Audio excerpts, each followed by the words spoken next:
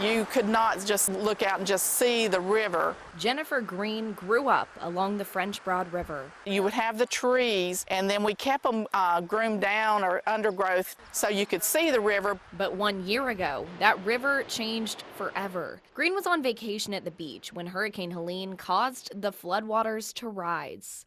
My daughter calls and says, "Mama, it's in your house." It completely devastated the close-knit Rollins community, where Jennifer's family has lived for generations.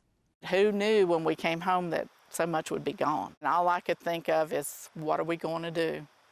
I don't know where to begin. But thanks to help from volunteers from all across the country and support from her neighbors, Green says recovery efforts started nearly as soon as the storm hit last September. It was a groundswell of community response that formalized over the next few months. Daria Uporski saw the devastation across Marshall, North Carolina. Now I have an experience in my life where I watch a movie with a scene from, like a war scene, and I feel like I can relate to that. It felt like a bomb had gone off. Daria Uporski barely recognized her home with thick mud caked everywhere, helicopters flying overhead, Army vehicles stretched down the road. Then lines of hungry people standing outside the grocery store that would not open, and lines of people waiting for gasoline at gas stations that didn't have any gas. While she says they were collectively in shock, they were eager to help one another. You felt like everybody you've ever seen at the grocery store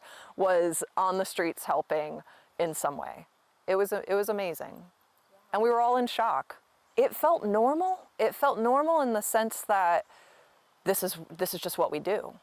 You know, it's just what we do for each other. As the recovery director for Madison County's long-term recovery group, Uporski says she's proud of the progress they've made in the past year and the way her community came together. There's a sense of closeness and pride that comes with that. I remember feeling after the hurricane for a long time, and I think that this is a permanent feeling that is with me to stay, where I felt so proud to be right here, right now, even though it was devastated. The amount of pride that you develop from going through disaster with community members is like nothing else I've ever experienced. While Uporski says the cleanup efforts are finished across the area, the next priority is rebuilding, which takes money. We just have a long way to go. Uporski says whether it's families waiting on a FEMA appeal determination, or the state's program rollouts, or money from grant applications, it's taken a while to get the money we need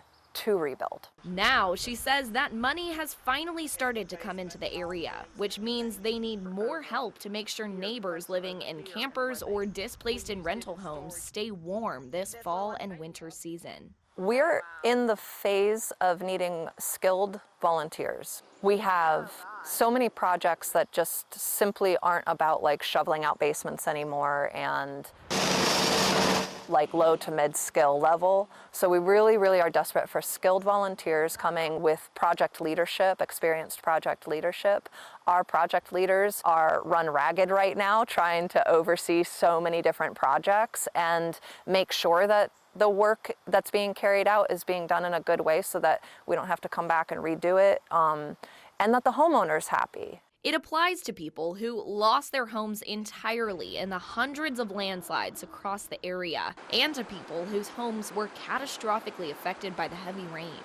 In southern Appalachia, you've got a lot of like low-income neighborhoods and communities, and a lot of homes in our county that have like deferred maintenance because the household is, you know, low income and is putting repairs off on their, you know, on their double wide or something like that.